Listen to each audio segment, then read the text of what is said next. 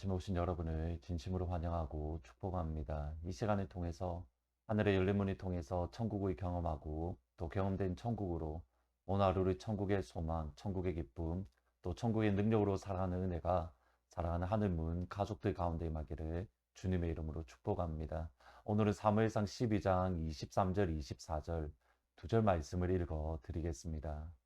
나는 너희를 위하여 기도하기를 쉬는 죄를 여호와 앞에 결단코 범하지 아니하고 선하고 의로운 길을 너희에게 가르칠 것인즉 너희는 여호와께서 너희를 위하여 행하신 그 큰 일을 생각하여 오직 그를 경외하며 너희의 마음을 다하여 진실이 섬기라.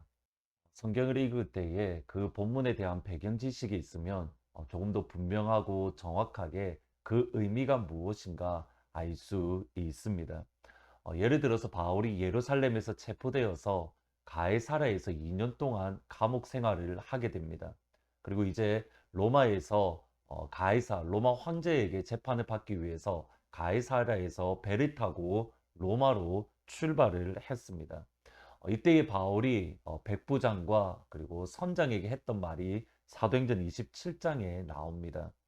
여러 날이 걸려 금식하는 절기가 이미 지났으므로 항해하기가 위태한지라 바울이 그들을 권하여 백부장이 선장과 선주의 말을 바울의 말보다 더 믿었다. 여기 중요한 표현이 금식하는 절기가 이미 지났으므로 배로 여행하는 것이 위험하다라는 표현입니다. 금식하는 절기는 일반적으로 속죄일을 의미하는 것으로 9월 말에서 10월쯤에 있는 그런 절기입니다. 바울이 로마로 출발했던 시점이 대략 한 AD 59년이다라고 생각을 하면 10월 5일이 속죄일입니다. 근데 바울 당시에 여러 문헌들, 기록들을 보면 일반적으로 당시 지중해 배를 타고 여행하는 것을 9월 중순부터는 일반적으로 하지 않으려고 하고 11월부터 그 다음에 3월 말 중순까지는 배로 여행하는 것을 피하는 거의 금하는 그러한 수준으로 정해져 있었습니다. 왜냐하면 배로 여행하는 것이 위험했기 때문입니다. 그러니까 지금 바울이 로마로 가는 그 시점이 정확하게 배로 여행하기에 대단히 위험한 시점이었던 겁니다. 이런 상황을 바울이 너무 잘 알고 있었기에 배로 여행하는 것이 위험한 지금은 잠시 피하는 것이 좋겠습니다. 상황적인 것뿐만 아니라 하나님의 감동까지 있었기 때문에 바울은 그렇게 제안을 했지만 돈을 빨리 벌어야 했던 선장과 그리고 배의 주인은 지금 가는 것이 좋겠다. 그렇게 주장을 했던 겁니다. 비슷한 내용이 오늘 본문에 나옵니다.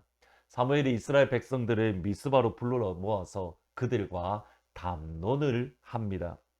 하나님의 법정에서 누가 옳은가, 누가 잘못되었는가, 누가 죄를 지었는가, 누가 무죄한가, 샅샅이 낱낱이 모두 다 따져 보았습니다. 그리고 이스라엘의 잘못됨, 이스라엘의 죄악이 분명하게 드러나게 되었습니다. 이스라엘이 하나님을 믿지 않았고, 이스라엘이 하나님을 배반했고, 이스라엘이 하나님을 버렸고, 이스라엘이 사무엘을 배반하고 사무엘을 버렸습니다. 이 모든 것들을 확증한 이후에 사무엘이 했던 말이 17절, 18절 말씀입니다. 오늘은 밀 베는 때가 아니냐? 내가 여호와께 아뢰리니 여호와께서 우레와 비를 보내사 너희가 왕을 구한 일, 곧 여호와의 목전에서 범한 죄악이 큼을 너희에게 밝히 알게 하시리라. 이에 사무엘이 여호와께 아뢰매 여호와께서 그날에 우레와 비를 보내시니 모든 백성이 여호와와 사무엘을 크게 두려워했다. 여기 밀을 베는 때라는 표현과 우레와 비의 연관성을 아시면 좋습니다. 이스라엘의 날씨는 건기와 우기, 그러니까 비가 오는 계절이 있고 그리고 비가 오지 않는 계절 딱 두 개로 구분이 되어집니다. 밀을 베는 때는 대략 한 5월에서 6월 정순으로 이때에는 우기, 그러니까 비가 오는 계절이 아닙니다. 비가 오지 않으니 당연히 천둥도 치지 않습니다. 이스라엘 백성들은 이것을 잘 알고 있었습니다. 지금은 비가 오지 않는 계절이다. 지금은 비가 오지 않는 시점이다. 분명히 비가 오지 않는 시점이고 천둥이 내리지 않는 시점인데 사무엘이 하나님께 기도했더니 하나님께서 비를 보내셨고 사무엘이 기도했더니 하나님께서 천둥을 보내셨습니다. 그것을 본 이스라엘 백성들은 두려웠습니다. 무엇 때문입니까? 그들의 죄악이 얼마나 큰지 하나님께서 입증하셨기 때문입니다. 하나님께서 이스라엘 백성들의 죄악의 큼을 유죄 판결, 너희들은 죄가 있다라고 분명하게 선언하셨기 때문입니다. 여기서 다시 한번 기억하셔야 될 게, 왕을 구한다는 것은 신명기 말씀에 근거해서 하나님께 간구한 겁니다. 그냥 그들의 마음대로 원한 것이 아닙니다. 신명기의 말씀에 나와 있기에 따라서 우리에게도 왕을 주십시오. 나름대로 성경적 근거를 찾았습니다. 그러나 성경에 근거한 기도 제목이라 하더라도, 심지어 성경적 근거가 있는 주장, 간구라 하더라도 하나님 앞에 큰 죄악이 될 수가 있습니다. 비가 오지 않는 시점에도 미엠에도 불구하고 하나님께서 비를 보내시고 그리고 천둥을 보내실 만큼 그들의 죄악의 큼이 분명할 수가 있습니다. 하나님이 증명하셨고, 이것 때문에 이스라엘은 하나님을 두려워하고 사무엘을 두려워했던 겁니다. 그때 비로소 이스라엘은 자신들의 죄악을 하나님 앞에 고백하고 사무엘에게 그 죄를 용서해 달라라고, 지금까지는 그러지 않았는데 이제서야 겨우 용서해 달라라고 간구합니다. 19절에 보시면, 모든 백성이 사무엘에게 이르되 당신의 종들을 위하여 당신 하나님 여호와께 기도하여 우리가 죽지 않게 하소서. 우리가 모든 죄에서 왕을 구하는 악을 더했습니다. 여기에 대한 사무엘의 이어지는 결단 고백이 저희들이 잘 아는 23절 말씀입니다. 나는 너희를 위하여 기도하기를 쉬는 죄를 여호와 앞에 결단코 범하지 아니하고 선하고 의로운 길을 너희에게 가르치겠다. 두 가지를 보셔야 됩니다. 우선 사무엘은 기도하기를 쉬는 죄를 하나님 앞에 결코 짓지 않겠다라고 선언합니다. 여러분 잘 보셔야 됩니다. 기도하기를 쉬는 죄. 저희들은 죄에 대한 개념, 생각이 조금 바뀌어야 됩니다. 도덕적인 잘못만이 죄가 아닙니다. 폭력을 휘두른다든지 거짓말을 한다든지 속십계명을 어긴다든지, 이것은 분명히 죄입니다. 근데 이것만이 죄는 아닙니다. 마음속으로 악한 생각을 하는 것, 미워한다든지 마음속으로 거짓말을 한다든지 그런 것, 그것만이 죄가 아닙니다. 당연히 둘 다 죄입니다. 그런데 적극적인 죄도 있습니다. 기도하기를 쉬는 죄, 기도하지 않는 죄. 여러분, 이 기도는 단순히 나를 위한 기도가 아닙니다. 너희를 위하여 기도하기를 쉬는 죄, 이웃을 위하여 기도하기를 쉬는 죄, 교회를 위하여 기도하기를 쉬는 죄, 전 세계에 흩어져 있는 주의 백성과 자녀들을 위하여 기도하기를 쉬는 죄. 우리가 가지고 있는 죄의 개념이 얼마나 성경과 다른지 여러분 보이십니까?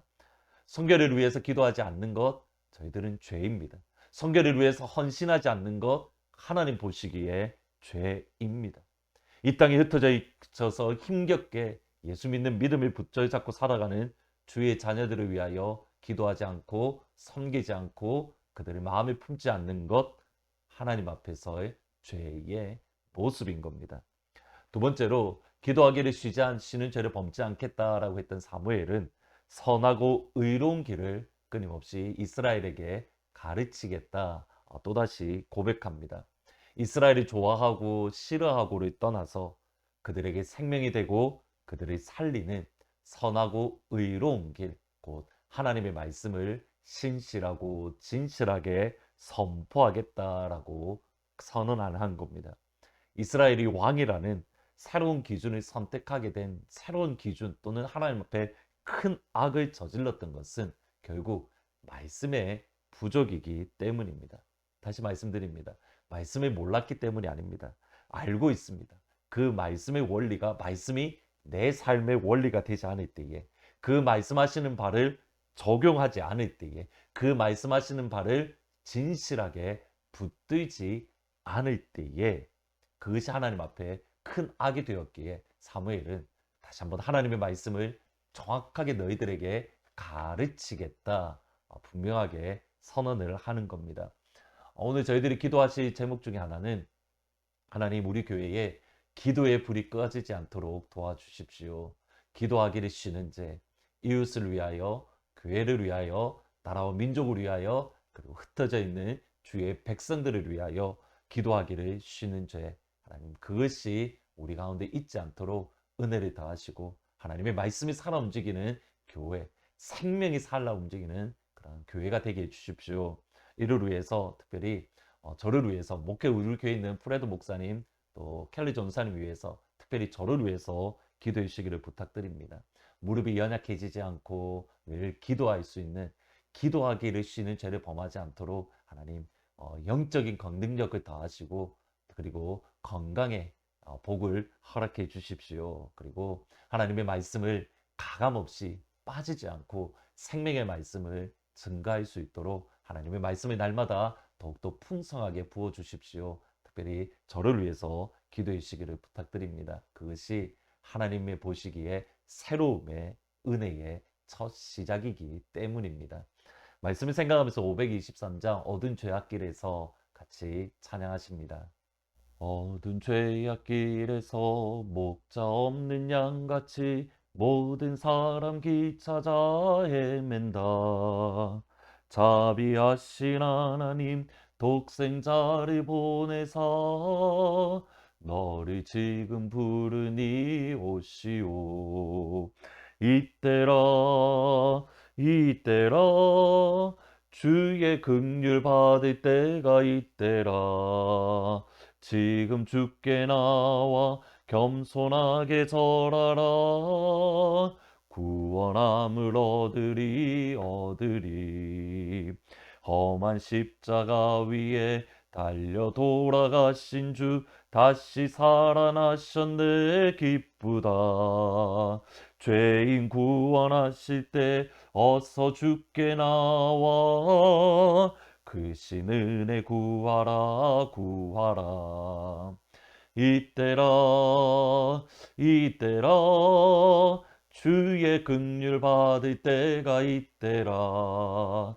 지금 주께 나와 겸손하게 절하라. 구원함을 얻으리. 기도하시겠습니다. 아버지, 우리 교회에 기도의 불이 꺼지지 않도록 도와주세요. 기도하기를 쉬는 죄를 범하는 그런 교회가 되지 아니하도록 이웃을 위해서, 교회를 위해서, 나라와 민족을 위해서, 무엇보다도 이 땅에 흩어져 있는 주의 백성들과 자녀들을 위해서 기도하기를 쉬는 죄, 그들을 위하여 섬기기를 쉬는 죄를 범치 않도록 하나님 저희들 가운데에 기도의 불을 날마다 풍성하게 부어주세요. 우리에게 하나님의 생명의 말씀이 살아 움직이기를 원합니다.